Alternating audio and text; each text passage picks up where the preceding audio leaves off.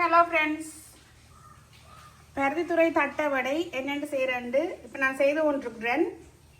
இங்கே பார்த்தீங்கன்னா சட்டியில் வடை சுட்டு கொண்டிருக்கிறேன்.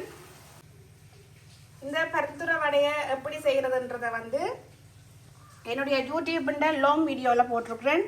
பார்த்து எல்லோரும் சப்போர்ட் பண்ணுங்கள். வடை இங்கெல்லாம் கொஞ்சமாக சுட்டு எடுத்துட்டேன். இதில் பார்த்தீங்கன்னா இன்னும் நிறைய இருக்குது சுட்டு எடுக்கிறதுக்கு.